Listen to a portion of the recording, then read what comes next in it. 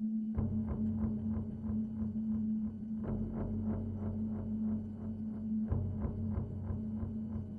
eyes, lupine eyes, eyes that were able to bore into the center of your soul.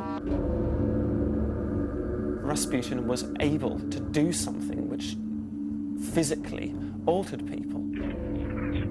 We see again and again that he exercised this curious influence over the royal family, or rather over the Tsarina. He felt that he was being taken over by a higher force. The devil was somebody he was wrestling with inside his own mind, but found that it was overwhelming, that it was just too much.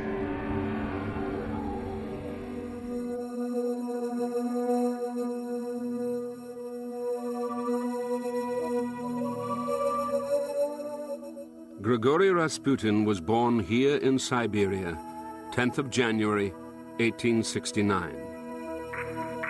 Its 4.5 million square miles make it one of the largest and most remote pieces of land in the world. For generations, Russians had been using it as a dumping ground for all kinds of religious exiles and prisoners. It was home to holy men, healers, and secret religious sects.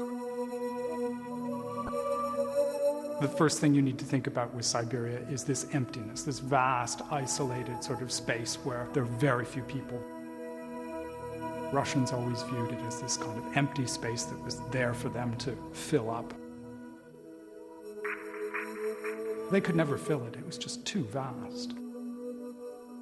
They weren't very useful routes for traveling around the country. And I think that this contributed to the isolation that Russian communities felt in this very hostile, very cold landscape. Rasputin would certainly have felt part of that very cold, very isolated, kind of embattled sort of Russian frontier, if you like, a sort of Wild West, except of course the Wild East. Rasputin's origin in the town of Pokrovsky undoubtedly played a very large part in the shaping of his character. Not only is it the very fringes of civilization where pagan shadows hang over everybody's lives, irrespective of the presence of official Christianity, it's also crushingly dull. So the young Rasputin, being as he was a lecher and drinker, would have felt a very strong desire to be more than this, to break forth, to see something else. As a child, Rasputin began turning heads. His parents became disturbed by his constant visions of divine forces and by his ability to heal horses just by touching them. This was a time and a place that accepted magic and healing as a way of life, but many villagers were frightened of the child, convinced he had the devil in him. From fairly early on, I think he had a kind of reputation of a peculiar person in his village. He certainly did have peculiar healing powers. He also just obviously had this ability to foresee the future, which stayed with him all his life. He just gets sudden glimpses, I think, of things he absolutely knew to be true.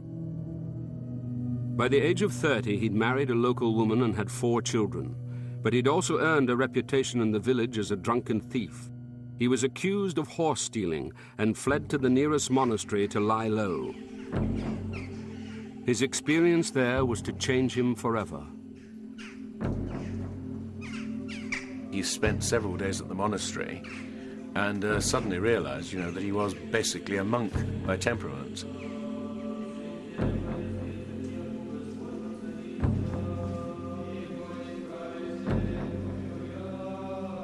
In the monastery, his first contact with that ritualized form of religion, it must have been the opening of a door into a new world for him.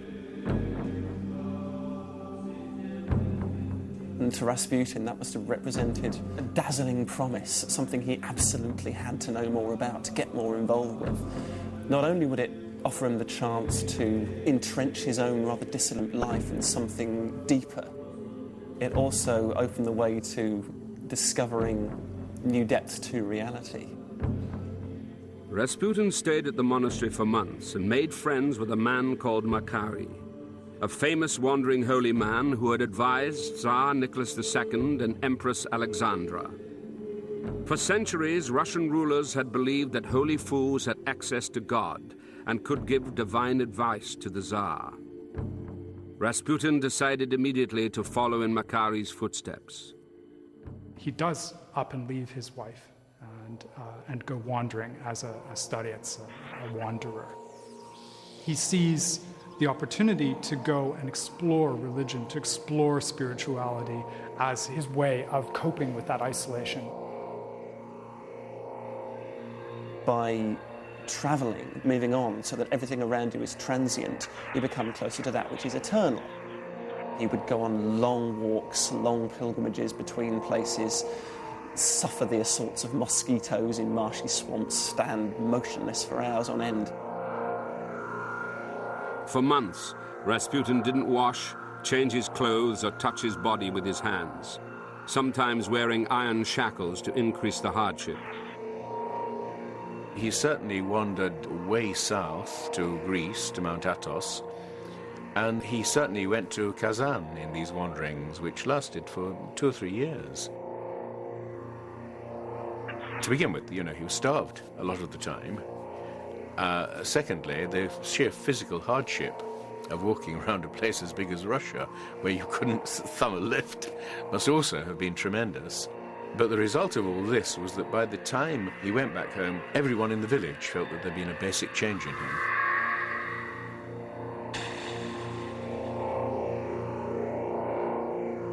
People who met him were certainly deeply impressed because they felt that he's achieved some kind of peculiar religious essence in these years of wandering. They met him once and they were deeply fascinated and regarded him as definitely a holy man. Many in the village began to suspect that there were deeper, darker reasons for the change in the young Rasputin. There was talk that during his wanderings he had fallen in with the secret sect called the Khlisti. The Khlisti were outlaws. This is, I think, a very significant point, that they were, like all the sects, the offshoots of the Russian Orthodox Church, they were an underground movement. They were on the run. They were a kind of anti-church. And I think that if Rasputin was going to go wandering in Siberia, he was definitely going to come up against them almost automatically. The Khlisti had a very particular kind of worship that was nothing like the Orthodox Church. The Khlisti gathered in crypts. Part of the service was dancing, and part of the service was flagellation.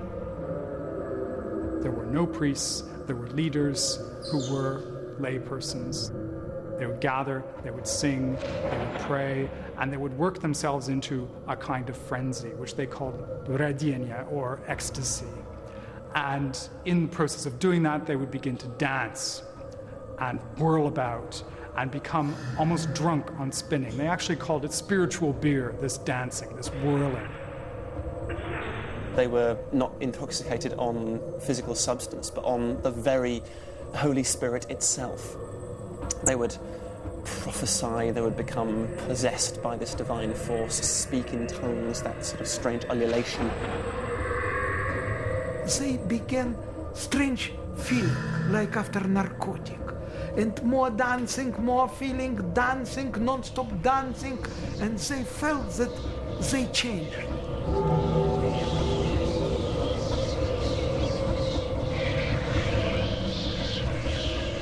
At that point where they had actually sort of built themselves into a fever pitch, they would then fall on the ground. Then what began was a kind of congregational orgy where everybody just engaged in copulation with whoever was next to them.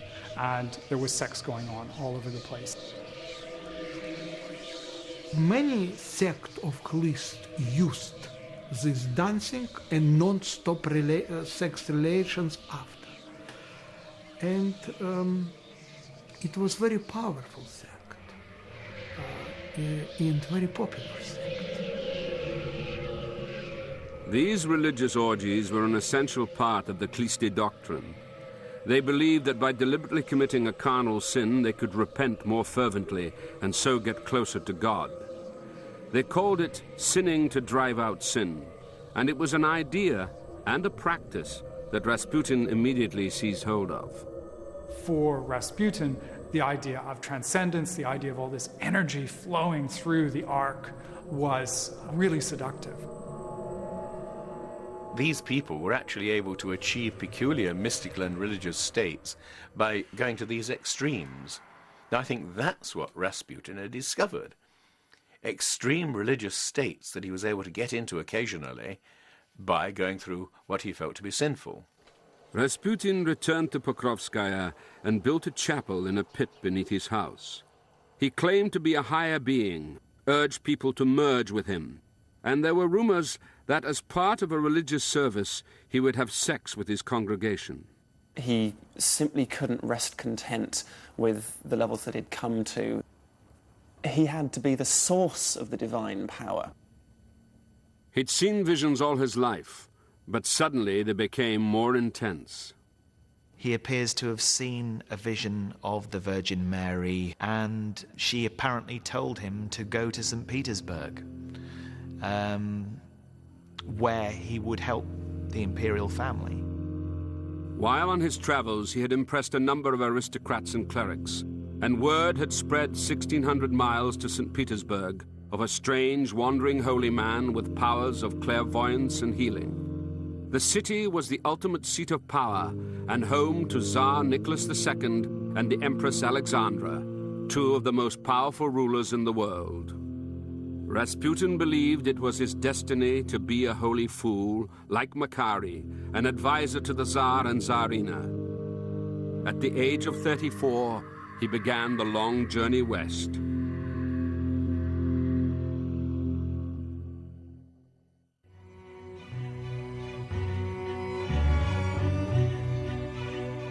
By 1903, word had reached St. Petersburg of a powerful mystic from Siberia with luminous wild eyes and a maniac stare.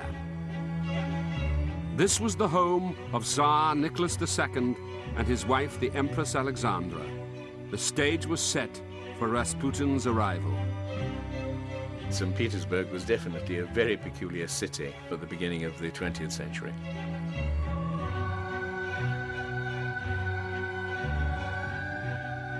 The whole place was absolutely feverish with a peculiar mysticism.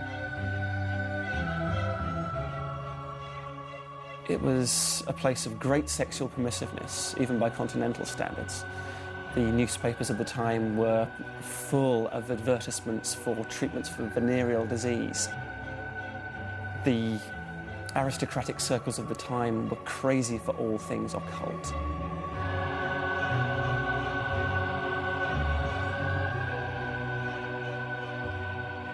This was a time of seances, Ouija boards, all sorts of theosophic and occult thought.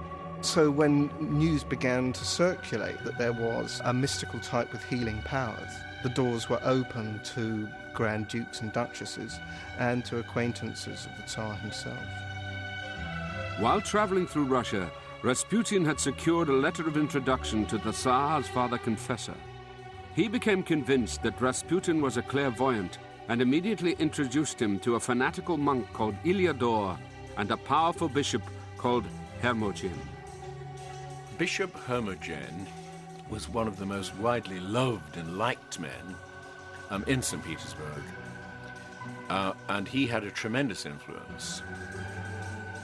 Iliador was shocked by Rasputin's filthy appearance and pungent smell, but Hermogen saw this as evidence of his natural wisdom.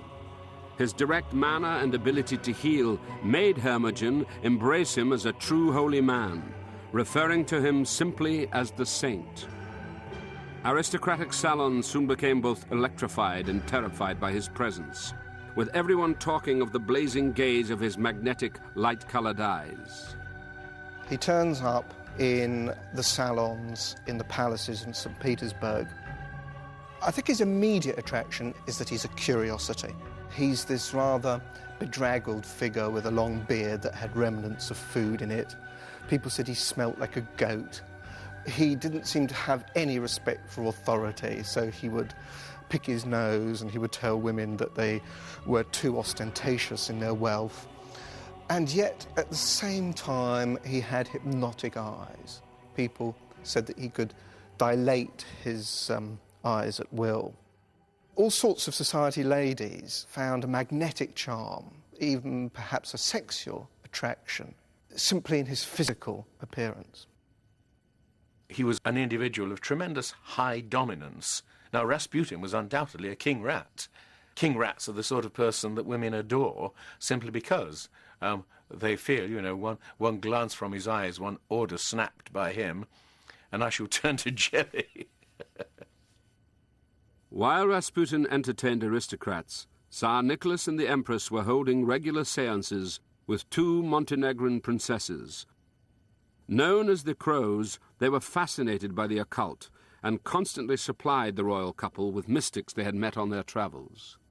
Alexandra was a very, very superstitious woman, and she had been through the mill with various kinds of mystics and holy men and so on before Rasputin came on the scene. The big search for her was, of course, she wanted a son. She wanted to provide Russia with an heir. What you have to take into account, first of all, is that Alexandra herself was a silly bitch. It's a great pity that she married somebody who was almost as stupid as she was. Now, he just was not suitable to be a Tsar at all. An intensely shy person. They just should not have been in charge of a great empire. Disastrous. When Alexandra finally gave birth to her son Alexei, she was convinced it was the result of divine intervention brought about by the help of a mystic charlatan called Dr. Philippe. Before his death, Philippe had promised her that someone was coming who would take his place. She adored anyone that she felt, you know, was some kind of holy man or healer. She just went absolutely overboard. And this is what happened in the case of Rasputin. On November the 1st, 1905, the Crows finally introduced Rasputin to the royal couple at a private dinner. That night, the Tsar noted in his diary, "We have made the acquaintance of a man of God named Grigory." They needed simple peasant types, who they thought were more holy than cosmopolitan St. Petersburg people, to buttress their regime. So they were automatically on the lookout for wanderers who had the touch of God, who might sanctify their power. And, of course, once the Tsarevich had been shown to be hemophiliac, they supposed that a holy man could cure him. After years of waiting for a son and heir, the Tsarevich Alexei's fatal condition was a personal tragedy for the royal couple and threatened the stability of the entire Russian dynasty. The illness was kept a state secret, but on a later visit to the palace, Rasputin boldly asked to see their son. What happened next was to secure Rasputin's position as one of the most important figures in Russian history. It was really quite a remarkable occasion. He asked if he could pray over their son, and at the same time, he seemed to know what was wrong with him.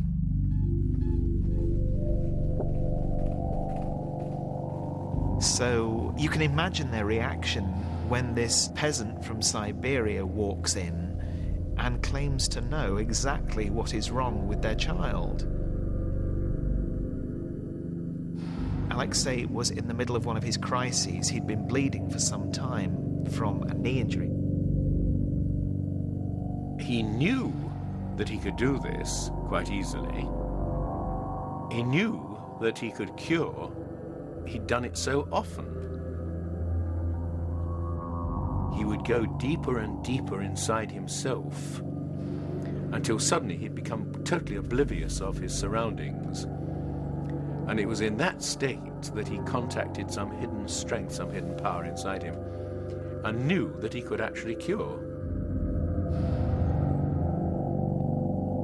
The next morning, he wakes up and is completely cured.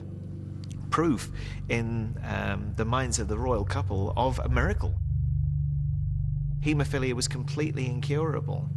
So anything or anybody that could cure that disease would instantly make that person amazingly powerful as far as the royal couple were concerned, and particularly as far as Alexandra was concerned.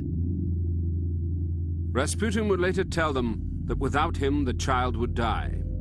Within months he had free reign of the royal palace, visiting the royal couple uninvited, and referring to the Tsar and Tsarina as Mama and Papa. We know from his own braggings that he had unlimited access to the daughters, and he meant access to be understood ambiguously.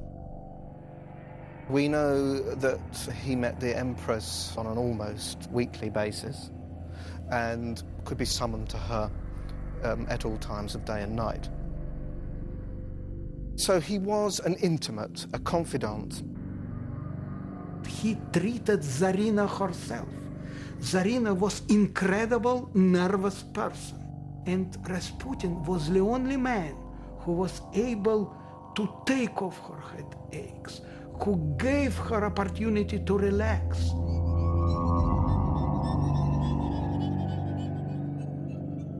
It became known just how much influence he had at the royal court, that he had the ear of the Tsarina herself, and that a word from Rasputin in those ears could achieve just about anything that you desired.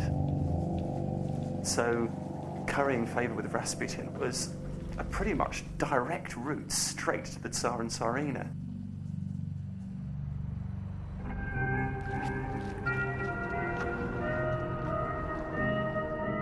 Rasputin moved into this apartment in Gorokhovaya Street.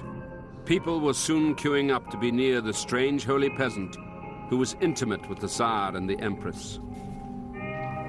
This is his power base, really. He didn't just live here. And this is where he entertained numerous visitors. This is where the little ladies would come, his prostitutes, his female devotees from all levels of the social spectrum.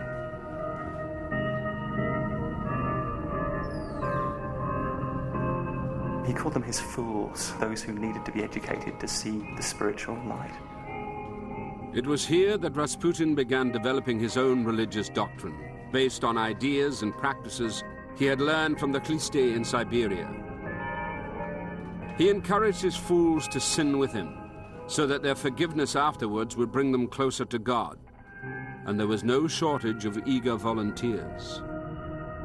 They would have a strange ritual of eating and drinking when they were assembled for one of Rasputin's salons. They would all sit around with Rasputin in the center by the table with all the offerings upon it. It was not party in Rasputin flat. It was religious service. They sit in the chair and he was sitting center. And time to time he began to speak something and they immediately tried to write it. They tried to catch his words. They became sect. They did not understood it. They became typical sect.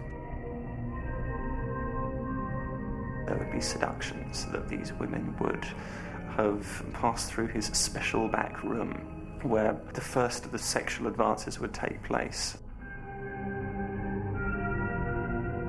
I went to see Rasputin. He sat down across from me, placing my legs between his knees. Someone terrifying and ruthless was gazing at me from the depths of those eyes.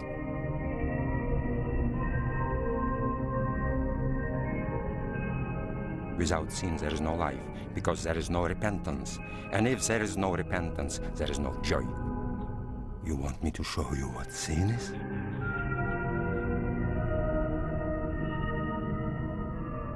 He pulled me into the bedroom and tore off my dress as we went. The next moment, he was nothing but savage animal desire. The last thing I remember is his tearing off my underwear. Then I passed out. I woke up and found myself lying on the ground, torn and defiled. One disciple, Olga Lokhtina, became convinced that Rasputin was Christ and that she was the Holy Virgin. Abandoning her children and wealthy husband, she descended into madness and was seen holding Rasputin's penis while screaming, "You are Christ and I am your you." He said she was a skunk who demanded sin. It was not sex, it was way to God. He took everything which was terrible in their souls. They became absolutely clean. They became like children. They like themselves in that moment because they were on the heaven. For them it was absolutely normal. It was non-stop connection between sex, religion, miracles, and so on.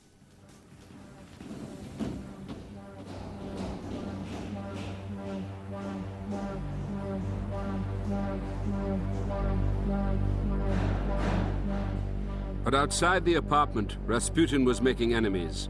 Senior politicians heard rumors that the new friend of the Empress was not to be trusted. Secret police were put on his tail, and their reports only fueled more rumors that the Empress Alexandra was confiding in a dark force.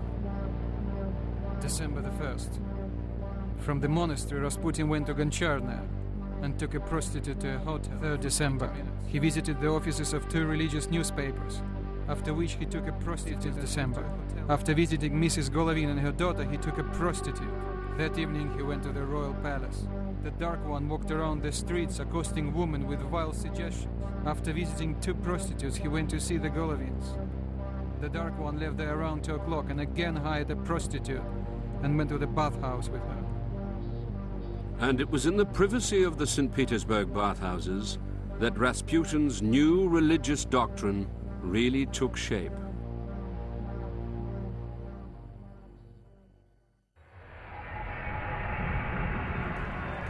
A team of secret police officers had been appointed to keep watch on Rasputin day and night. Increasingly, he was seen entering bathhouses with both aristocrats and prostitutes. For Russian peasants, bathhouses were places of magic and superstition. Most Siberians were born in one, and there were places to conjure spirits, both good and evil.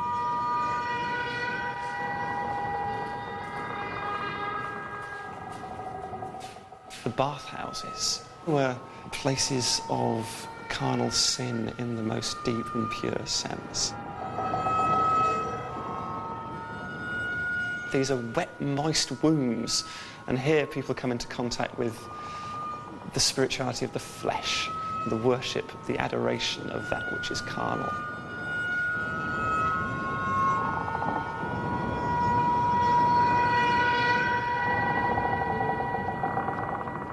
This is one of the bathhouses where he would have come frequently. To Rasputin's mind, these were places where he would come to conduct a particular kind of holy service. You see, Rasputin had a peasant's mentality in many ways, and he dealt with the devil exactly as you'd deal with a Siberian wolf. He was hunting the devil down on the devil's own turf.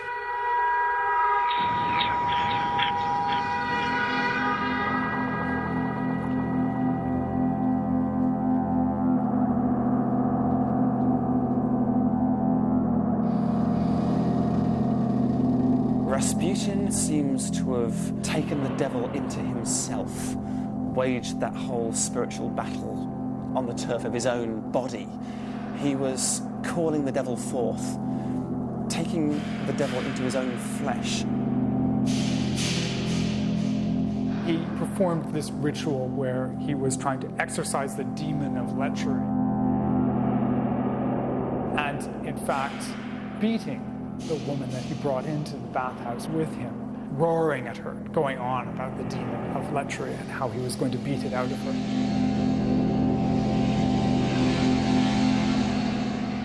Then, afterwards, they copulated. They fucked.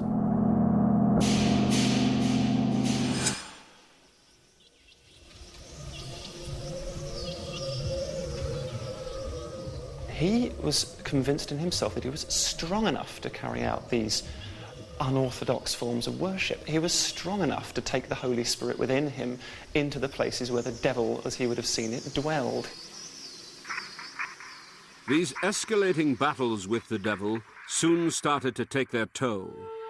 He was seen leaving the bathhouses, talking wildly with himself. It was conversation with devil on the street. Devil for him was a real person, and he had non-stop conversation with him. He's on this spiritual journey, and he thinks he can drive out sin by sinning.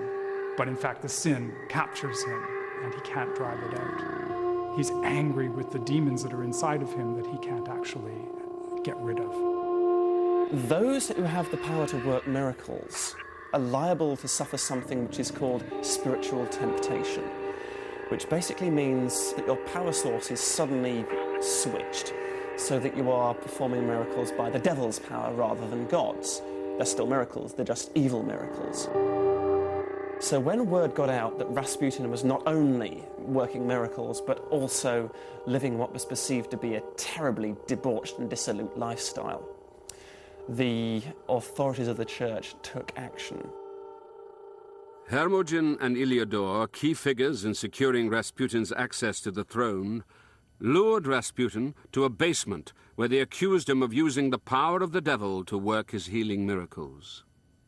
He was quite happy up until the point when they rounded on him and really laid into him quite viciously, telling him that he was in a state of spiritual temptation, that he had gone too far, that what he was doing was of the Antichrist.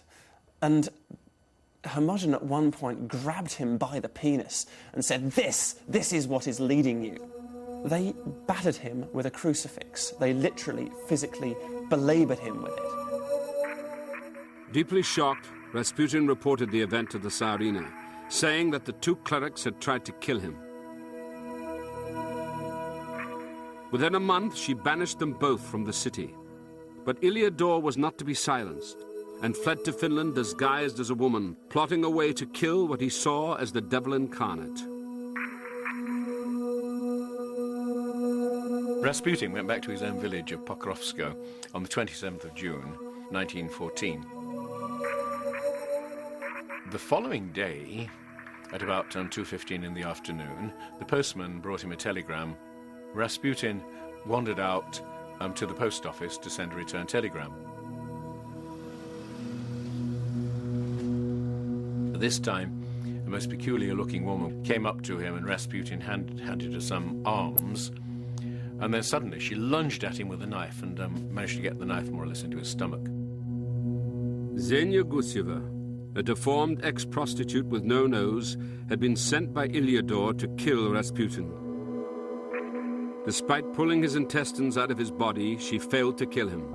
But his long stay in hospital was to have a huge impact on the fate of Europe.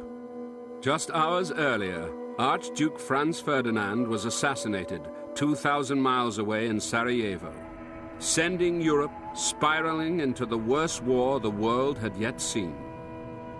Rasputin was probably the only person who could have talked the Tsar out of mobilizing, but stranded in Siberia, he was helpless. There was nothing Rasputin could do about it. By the time he got out of hospital and went to see the Tsar, he wrote to him from hospital saying, "Please, no war, no war."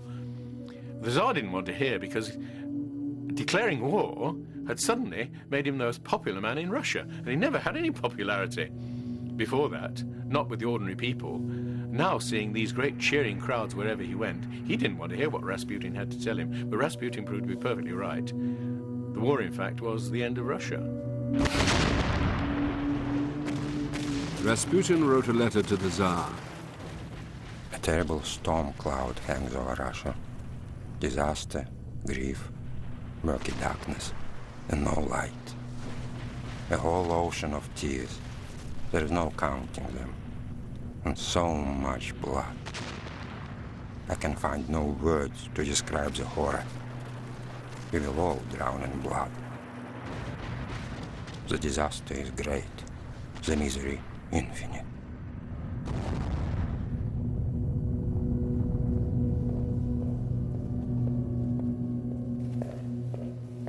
Rasputin returned to St. Petersburg more powerful than he'd ever been. The Empress summoned him to the palace and asked his advice on the war effort. Of course, when the war started and the Tsar went off to the front, then quite suddenly Rasputin, in a sense, became Tsar. With her husband away from home, Alexandra became increasingly dependent on Rasputin, becoming convinced that the safety of her family was entirely in his hands. He began regularly advising her on affairs of state and the war, advice that she duly passed on to Nicholas at the front. In the space of 2 years, Rasputin oversaw the appointment of 4 prime ministers, 4 war ministers, and 6 ministers of the interior. Rasputin was, in many ways, behind a desk. He was hiring and firing ministers. He not only moved in circles of power, he created circles of power according to who was on side and who wasn't. Nearly all Rasputin's interference in politics was a disaster. Nearly all of his nominees and so on were total idiots. Things just went from bad to worse with Rasputin as the man who was making the suggestions. The war was a disaster, the worst Russia had ever suffered, bringing the entire country to its knees. 4 million Russians were killed, and St. Petersburg became awash with rumor, refugees, and mass demonstrations. The suicide rate tripled, the cost of bread quadrupled, bakeries were looted. The air was thick with talk of revolution. Just strike a tiny match, said one observer, and everything will go up in flames.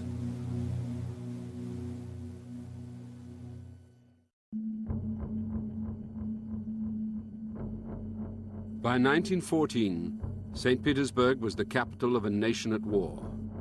The poet Gippius called it a lunatic asylum, with the inmates of the city unable to tell the difference between what's real and what's false.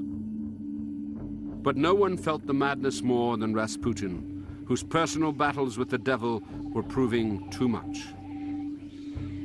His health began to break down, and that when his health began to break down, he ceased to have this healing ability that he'd had. He tried to heal some woman who'd come along to him with awful arthritis, and I sat there praying and praying and praying, and somehow nothing happened. He couldn't get down to that deep level inside himself where the power came from. And it was then that I think he began to feel that he, like everybody else, was due for extinction. Do you know that soon I shall die in terrible pain? God has sent me to be sacrificed, to save our dear sovereign and holy Russia. Despite my terrible sins, I am a Christ in miniature. He wrote to the Empress prophesying his own murder. I wish to make known that if your relations bring about my death, then none of your family will remain alive for more than 2 years. They will all be killed by the Russian people. Tell your relatives that I have already paid for them with my blood. I shall be killed. I am no longer among the living. Pray and be strong. I think he was a deeply troubled spirit, as it were, that he really was wrestling with forces that he didn't feel that he could control. Rasputin visited his friend Filipov, sobbing after a drunken night with St. Petersburg gypsies. He'd squandered 2,000 rubles and had to visit the Empress that same day. Rasputin wept, declaring that he was no longer holy, but was a devil, a demon. Outside, the city had been rechristened Chetrograd, Devil Town, and the streets were buzzing with the rumor that Rasputin was a spy who shared the bed of the half-German Empress. He had split the nation. To some, he was the voice of old Russia advising the throne. To others, he represented all that was wrong with the Tsar and the court. He was ignorant, corrupt, and far too powerful. Rasputin's real political significance is as a negative, as an image of the treason which was believed at a national level existed in the court. The problem that all people had with Rasputin was that he was basically bringing the autocracy down. They thought that they could still salvage the divine principle of autocracy, of Russian nationalism, which went with it, so long as they could get rid of this malevolent influence. Finally, a fanatical politician called Purishkevich made a sensational speech in the state parliament, naming Rasputin as a dark force.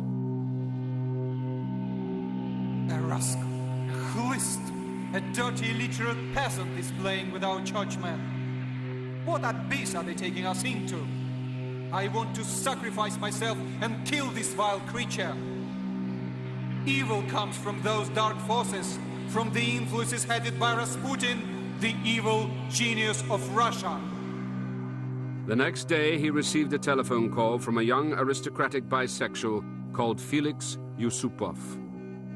Felix Yusupov was one of the richest men in Russia, probably the richest, and immensely good-looking. He was a dandy and a well-known homosexual who had, it seems, had homosexual relations with Rasputin. Convinced that Rasputin had become the satanic power behind the throne, Yusupov and Purishkevich approached the Tsar's cousin, Pavlovich. Together, the three men hatched a plot to salvage the royal dynasty. Yusupov's account of how he killed the Mad Monk of Siberia has become the ultimate Rasputin legend. On the day of Rasputin's death, Yusupov had asked him to go around there at an odd time, midnight, to meet his wife Irina, who was known as one of the most beautiful women in St. Petersburg. They waited until the secret police had stopped hanging around Rasputin's apartment, and then they went to pick Rasputin up in a car, and they took him back to the Yusupov palace.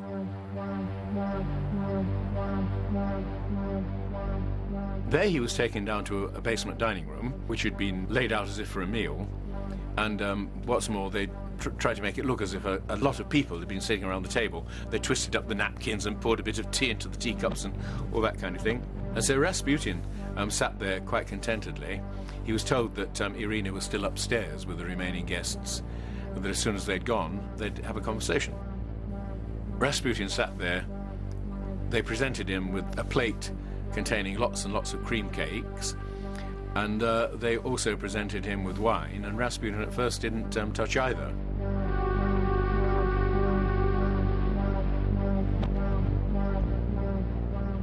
Then, finally, Rasputin got a bit bored with all this and proceeded to eat the cakes and to swig down the wine. Now, there was enough cyanide both in the wine and the cakes to kill most people.